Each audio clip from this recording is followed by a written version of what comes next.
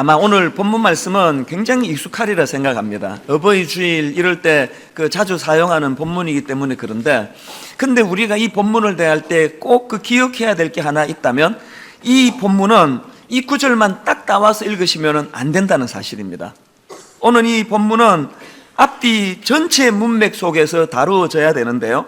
예를 들면은 우리가 지난번에 살펴본 에베소서 5장 18절에서의 대전제, 술 취하지 말라, 이는 방탕한 것이니 오직 성령으로 충만함을 받으라. 여러분 이 말씀 기억하시죠?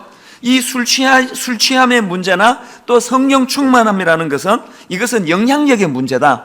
다시 말해서 우리가 지금 무엇의 영향력 아래 놓여 있고 또 누구를 의지하며 살아가느냐의 문제다, 그 말씀을 드렸습니다.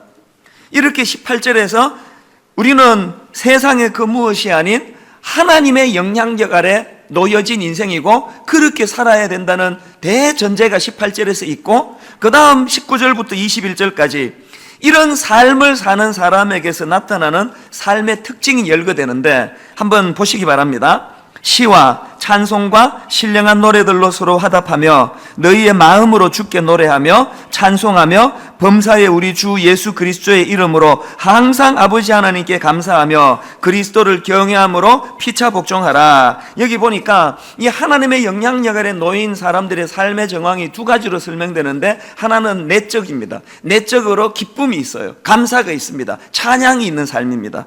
그런가 하면은 두 번째로는 이런 내적인 충만함을 바탕으로 해서 외적으로 대인관계에서 피차 복종의 정신을 가지려는 겁니다. 이 세상의 구조는 높은 자가 낮은 자를 군림하려고 하고, 낮은 자는 높은 자에게 복종해야 되는, 또 어린 자는 또 연장자에게 복종해야 되는 이런 구도를 가지고 세상이 펼쳐진다면, 성령의 영향력 아래 하나님의 통치 아래 놓여진 우리 모두는 서로가 복종하는 자세로 높고 낮음이 없는 이런 정신으로 대인관계를 영위해야 된다. 그런 말씀을 선포하고는 이제 그 다음에 쭉 이제 아내가 또 남편이 또 자녀가 또 부모가 또 상전이 또 아랫사람이 어떤 삶을 살아야 되는가를 구체적으로 설명한 게 나오는데, 오늘 본문 에베소서 6장 1절에서 3절은 그 일환의 하나로 다루어지는 말씀이라는 것입니다. 그렇기 때문에 오늘 6장 1절 말씀이요, 자녀들아 주 안에서 너희 부모에게 순종하라, 이것이 옳으니라 할 때 이 옳다는 것은 윤리적이고 도덕적으로 옳다는 뜻이 아닙니다. 이것은 영적인 것, 하나님의 창조 질서에 이게 옳다는 그런 뜻으로 해석해야 된다는 것입니다. 하나님께서는 태초에 설정해 놓으신 이 창조 질서가 있는데, 이것의 회복 중에 하나가 우리 부모님을 공경하는 것, 순종하는 것의 문제라는 겁니다. 그래서 이 부모 공경의 문제는요, 또 부모 순종의 문제는 영적인 문제와 밀접하게 연관이 있다는 것입니다. 디모데후서 3장에 보면은 이 말세에 하나님을 대적하는 현상이 나타나는데, 그때 일어나는 일들을 쭉 열거하는데 한번 1절부터 보시기 바랍니다. 너는 이것을 알라. 말세에 고통하는 때가 이르러 사람들이 자기를 사랑하며 돈을 사랑하며 자랑하며 교만하며 비방하며 부모를 거역하며 감사하지 아니하며 거룩하지 아니하며 쭉 열거되는데, 그 중에 하나가 부모를 거역하며라는 항목이 여기 나와 있다는 겁니다. 그런가 하면 로마서 1장 28절부터에도 마찬가지예요. 또한 그들이 마음에 하나님 두기를 싫어하며 하나님께서 그들을 그 상실한 마음대로 내버려 두사 합당하지 못한 일을 하게 하셨으니, 그래서 어떤 일들이 일어나는가를 29절부터 한번 보시기 바랍니다. 곧 모든 불의, 추악, 탐욕, 악의가 가득한 자요, 시기, 살인, 분쟁, 사기, 악독이 가득한 자요, 수근수근하는 자요, 비방하는 자요, 하나님께서 미워하시는 자요, 능욕하는 자요, 교만한 자요, 자랑하는 자요, 악을 도모하는 자요. 그 다음에도 나옵니다. 부모를 거역하는 자요. 여기도 보니까 이 부모를 거역하는 것을 하나님과의 관계가 깨진 사람에게서 나타나는 영적인 현상으로 그렇게 설명하고 있다는 것입니다. 그렇기 때문에 이런 관점으로 이제 오늘 본문을 다시 살펴보셔야 되는데요, 1절과 2절을 다시 한번 보십시오. 자녀들아 주 안에서 너희 부모에게 순종하라, 이것이 옳으니라. 내 아버지와 어머니를 공경하라, 이것은 약속이 있는 첫 계명이니, 여기 보니까 우리가 부모님에 대해서 회복해야 되는 게 크게 두 가지가 있는데, 하나는 순종하라, 또 하나는 공경하라, 이렇습니다. 근데 여기에 순종하라라는 이 단어는 원어로 보면은 휘파쿠오라는 단어인데, 이 단어는 합성어입니다. 아래라는 뜻을 가지고 있는 휘포, 또 듣다라는 뜻을 가지고 있는 아쿠오, 이 둘의 합성어예요. 그러니까 여기 나오는 이 순종이라는 것은 직역하자면은 상대방의 말을 잘 듣고 경청하는 태도, 그렇게 해석할 수 있습니다. 그래서 오늘 본문에 나오는 내 부모를 순종하라는 말을 내 부모에게 경청하라, 그렇게 번역을 한다고 해도 틀린 번역이 아닙니다. 우리가 부모의 말에 경청하는 태도를 가져야 된다는 거예요. 그런가 하면 2절에 나오는 공경하라는 단어는 원어로 티마오라는 단어인데, 이 단어는 전쟁을 배경으로 한 용어라는 거예요. 이제 전쟁에서 승리하고 나면은 그 전리품을 이제 백성들에게 나눠주지 않습니까? 그때 그 전쟁 중에 각자가 이루었던 그 공들을 치하할 때 사용하는 단어가 티마오라는 것입니다. 자, 이런 배경으로 이 단어를 살펴보면은 2절에 나오는 공경하라는 단어는 직역하면 가치를 인정해 주어라, 혹은 합당한 값을 책정하여 돌려주어라, 이렇게 그 단어 풀이를 할 수 있고, 이것이 오늘 본문에서는 부모라는 존재의 가치를 인정해 드려라, 이런 의미를 가지고 있습니다. 그러니까 1절에 나오는 이 순종하라는 것은 우리가 부모를 향한 겉으로 드러나는 외적인 태도, 그분의 말씀에 경청하고 귀를 기울이는 외적인 태도를 말한다면, 두 번째 나오는 공경하라는 것은 부모를 대하는 우리 마음의 태도, 내적인 태도를 설명하는 단어이다, 이렇게 말씀드릴 수가 있겠습니다. 그리고 또 한 가지 빠뜨리면 안 되는 게요, 여기 1절에 보니까 무슨 전제가 있습니까? 부모님께 순종하되, 부모님께 공경하되 주 안에서. 근데 이건 원어로 보면은 엔 크리스토스예요. 이 n이라는 전치사는 무엇 때문에라는 뜻을 가지고 있습니다. 그러니까 우리말처럼 주 안에서라고 번역하기보다는 주님 때문에로 번역하는 게 더 원문에 가깝습니다. 자, 그렇다면은요, 이렇게 하나님께서는 이 창조 질서 차원에서 가정의 부모의 권위가 회복이 되기를 원하고 계시는데, 그러면 하나님께서는 왜 우리에게 가정이라는 울타리를 허락해 주시고 또 이 부모님이라는 그 존재감을 이처럼 중요하게 각인시키기를 원하시는가? 왜 그럴 것 같습니까? 대답은 간단합니다. 기본적으로 우리 인간은 누군가가 붙잡아 주지 않으면 안 되는 약한 존재예요. 어린 시절에는 말할 필요가 없고, 장성에서도 우리는 누군가가 붙잡아주는 그런 역할을 해줘야지만 정상적으로 살 수 있는 존재라는 것입니다. 어떤 분이 이 부분을 설명하면서 그 히랍 신화 이야기하는 걸 제가 들어봤는데요, 그 히랍 신화에 이런 그 이야기가 있답니다. 이제 배가 바다를 항해하고 있으면 굉장히 아름다운 노래로 사람을 유혹하는 여자 유령들의 이야기가 있다고 합니다. 이제 선원들이 이제 배를 타고 이렇게 항해를 하면 어느 지점에 이르면 너무나 감미로운, 그렇게 사람의 그냥 혼을 쏙 빼놓는 아름다운 노래소리가 들리는데, 거기에 이제 그 취해가지고 정신없이 따라가다가 배가 파선을 당하고 그런 일이 일어난다는 거예요. 그래서 어떤 선원이 너무 두려운 거예요.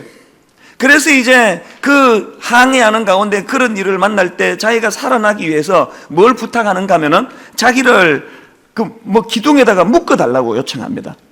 그래서 이제 그 기둥에다가 이제 몸이 묶였는데, 아니나 다를까 그 지점을 지나가는데 너무나 감미로운 아름다운 그 노래소리가 들리는데, 그 노래소리가 들려지니까 이 선원이 거의 발작하는 거예요. 너무나 그 노래소리에 혼미해졌는데, 다행히 몸이 거기에 지금 묶여있기 때문에, 기둥에 묶여있기 때문에 무사히 넘어가게 됐다는 것입니다.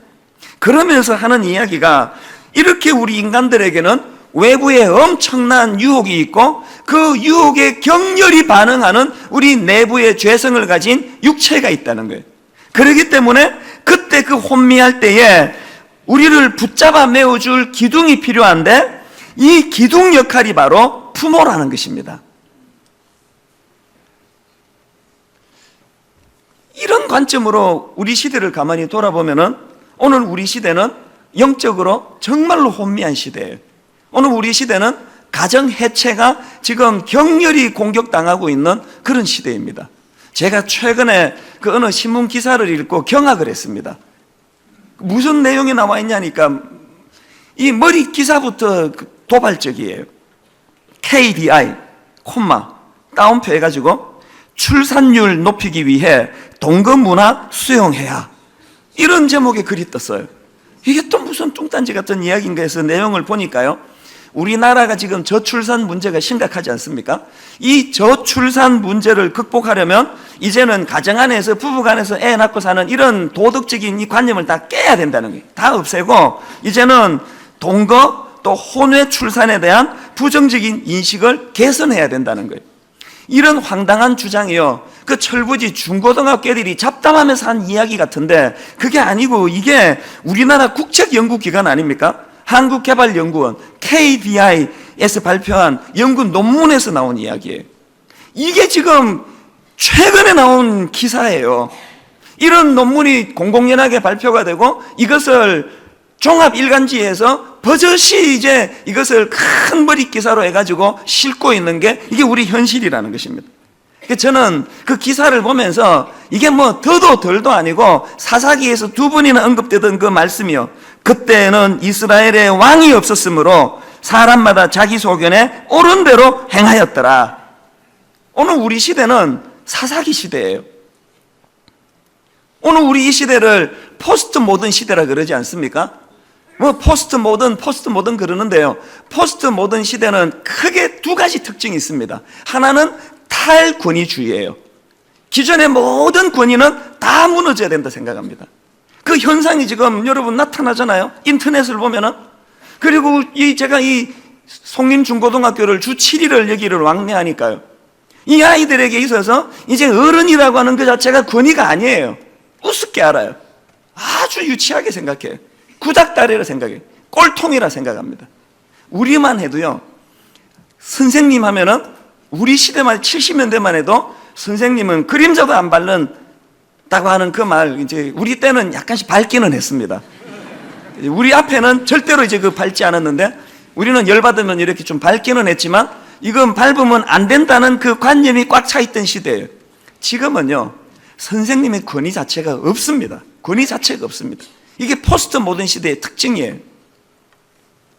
그런가 하면 포스트 모던 시대의 또 다른 특징이 뭐냐 하면 상대주의예요. 절대적인 건 없다는 거예요.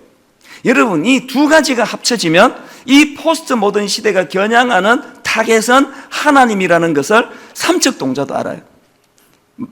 절대 권위는 없다, 또 절대주의는 없다, 다 상대주의다. 절대 진리란 거 없다. 왜 하나님이 한 명밖에 없어야 되느냐? 모든 게 다 하나님이다. 나도 하나님 될 수 있다. 오늘 이 시대는 사사시대예요. 근데 제가 가슴이 찢어지는 게 뭐냐면 이게 오늘 저는 핍박시대라고 생각합니다. 어떤 시대보다도 핍박시대예요. 그런데 여러분, 저 같은 목회자들이 이런 상황을 분석하고 책 잡히지 않으려고 조심조심 살얼음판을 걷듯이 갔어야 되는데 이런 이 시대 조류를 방관하고 얼마나 함부로 행동하고 쉽게 행동해가지고 권위가 지금 다 짓밟혀버렸잖아요. 너무 마음이 아픈 게, 목회자로서 제가 가슴이 아픈 게요, 이제는 하나님께서 고유의 이 목회자들에게 부여해 준 영적인 권한이 있었는데 이게 다 짓밟혀버렸습니다. 세상 사람들은 말할 것도 없고, 여러분이 목사라고 해서 존경합니까? 표정 관리 하셔야 되는데 안 하는가 합니다. 기대도 안 합니다. 뭐 누구를 탓하겠습니까? 우리 스스로가 다 짓밟아놨는데. 이제는요, 뭐 교회 공금 뭐 투명하게 사용하지 않으면 안 믿어주는 세상이에요. 어쩌다 이렇게 됐는데, 누가 이렇게 만들었는데.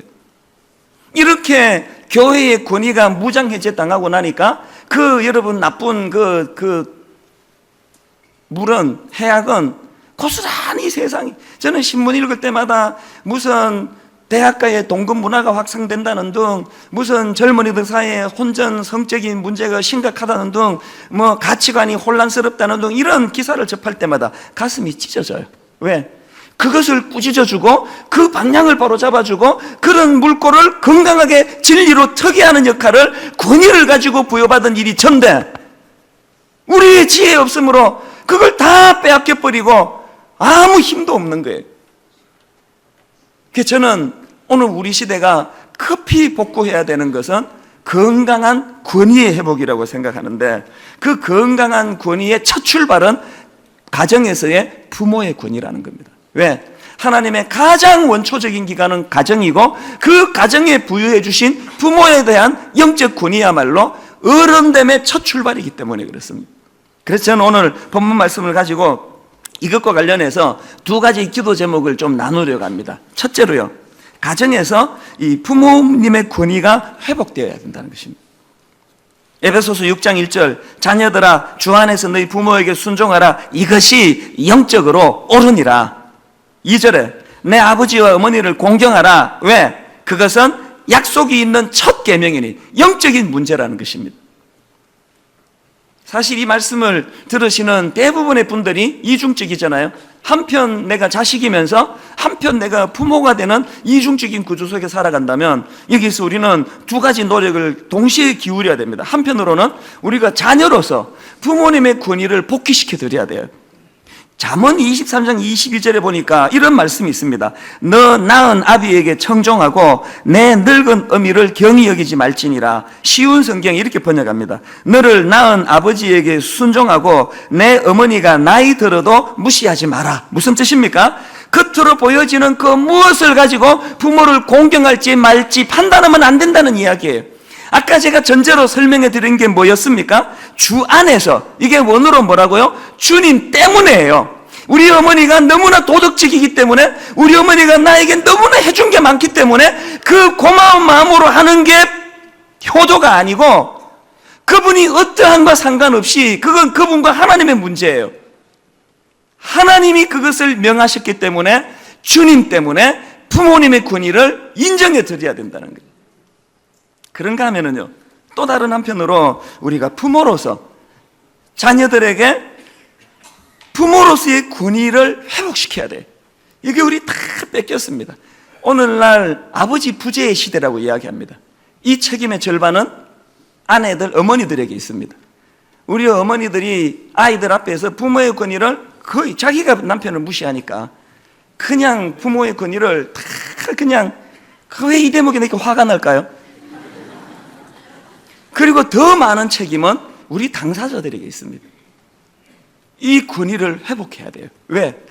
누구 탓으로 돌리건 간에 부모의 권위가 추락이 되면 그 불행한 결과는 자녀들이 당하게 되는 거예요. 지금 여러분, 이 세상은요, 아침에 학교 갈 때마다 영적으로 아이들을 묶어주는 일을 해야 돼요. 단 하루도 그냥 보내시면 안 돼요. 이 아이들이 등교하는데, 하교하는데, 수업 시간에, 인터넷에, 문자에, 핸드폰에 너무나 감미롭게 들려지는, 그러나 거기에 치명적인 독이 들어있는 유령의 소리가 들려지는 시대예요. 부모의 권위를 가지고 아이들을 묶어줘야 되는 일을 해야 되는데, 이 대학 입시라가는 무서운 괴물단지 때문에 우리가 그냥 든든한 기둥이 되기는 그냥 우리도 지금 놀아나고 있는 꼴 아닙니까? 마침 제가 이 말씀을 준비하는데, 지난주에 그 고3 아이가 어머니를 그 칼로 찔러 죽인 그 비극적인 사건이 연일 보도가 되는데 가슴이 너무 아프더라고요. 이런 폐륜악 어디 나면서도 얘가 피해자가 아닐까. 가정의 권위가 서울대학교 전교 1등, 이것으로 말미암아 이 아이의 권위가 다 무너지게 될 때, 여러분, 그 아이는 앞으로 어떻게 살아야 됩니까? 이 권위가 복구가 돼야 된다는. 저는 로마서 13장 1절 말씀 때문에 시험에 들었던 사람이에요. 대학 다닐 때 이 구절 때문에 교회를 떠날까 생각한 적도 있었습니다. 하루 정도.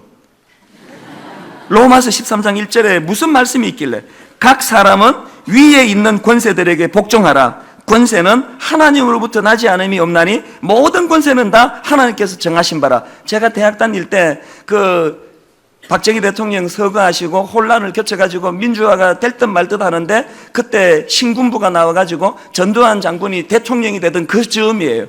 대학교 1학년, 2학년 때 그 울분을 견딜 수가 없는 거예요. 아니, 이런 잘못된 권력에게 복종하라고? 용납이 안 되는 게 용납이. 그래서 제가 깨달은 게 뭐냐면요, 이 로마서 13장 1절이 갈등을 유발시키는 시대는 나쁜 시대예요. 이 로마서 13장 1절이 갈등을 유발시키는 교회는 나쁜 교회예요. 로마서 13장 1절이 너무나 승복이 되고 너무나 순복할 수 있는 교회는 건강한 교회예요. 여러분의 자녀들이 아버지의 권위, 어머니의 권위 앞에 기꺼이 기둥에 몸을 묶임당할 수 있는 자발적인 순종이 부모의 권위가 회복됨으로 일어나게 되시기를 바랍니다. 그런가 하면 두 번째로 기도 제목이 뭘까요? 우리 가정에서 이렇게 창조 질서 회복이 행복이 된다는 것을 경험했으면 좋겠습니다. 부모의 권위가 회복되는 것이 이 얼마나 기쁨인가를 누렸으면 좋겠습니다. 우리가 부모의 권위를 인정해드리고 세워드리면 어떤 일이 일어날까요? 3절에 그 결과가 이렇게 나옵니다. 이로써 내가 잘되고 땅에서 장수하리라. 우리가 대표적으로 오해하고 있는 구절이에요. 여기 두 가지 약속을 해주시는데, 첫째로 여기 나오는 이 잘되다 하는 단어는 원어로 유라는 단어예요. 이 단어는요, 좋다, 행복하다, 또 번성하다, 이런 뜻을 가지고 있습니다.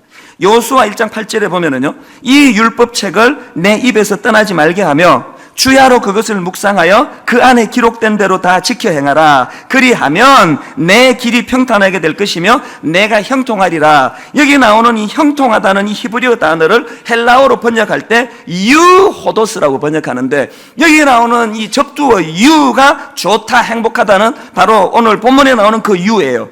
그리고 호도스는 길이라는 뜻이에요. 그러니까 우리 하나님의 말씀을 지켜 순종하면은 좋은 길을 걷게 된다. 그걸 형통이라 이야기합니다. 그러면 오늘 우리가 하나님 주신 약속이 창조 질서가 가정의 회복이 되고 우리가 부모의 권위에 순복하게 되면은 어떻게 된다고요? 이 땅에서 형통한 은혜를 누리게 된다는 거예요. 그런가 하면 두 번째 약속이 뭡니까? 그 나라에 대한 소망이 회복된다는 거예요. 이게 오해가 많은데 3절에 있는 이 말씀을 오해해가지고요, 내가 잘되고 땅에서 장수하리라. 그래서 자꾸 이제 우리가 효도하면 100살까지 산다. 그게 잘못된 해석이에요. 그게 왜 이런 오해가 나오는가 하니까 우리말 성경에서 번역 하나를 빠뜨려서 그렇습니다. 원어로 보면은 이 3절에 땅에서라는 단어 앞에 이 그라고 하는 관사가 하나 더 붙어 있습니다. 그러니까 이 땅이 아니고 그 땅이에요. 자, 예를 들어서요, 출애굽기 3장 17절입니다. 내가 말하였거니와 내가 너희를 애굽의 고난 중에서 인도하여 내어 젖과 꿀이 흐르는 땅 곧 가나안 족속, 이렇게 쭉 열거하지 않습니까? 이 말씀을 헬라어로 번역할 때도 젖과 꿀이 흐르는 그 땅에 관사가 하나 더 있습니다. 젖과 꿀이 흐르는 그 땅이에요. 이스라엘 백성들의 현재 위치는 어디입니까? 광야예요. 지난주 말씀 나눴잖아요.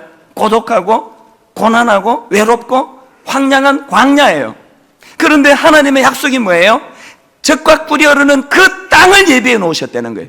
그래서 이 땅에서 얼마나 개척해서 이 땅이 옥토가 되느냐가 그들의 목표가 아니에요.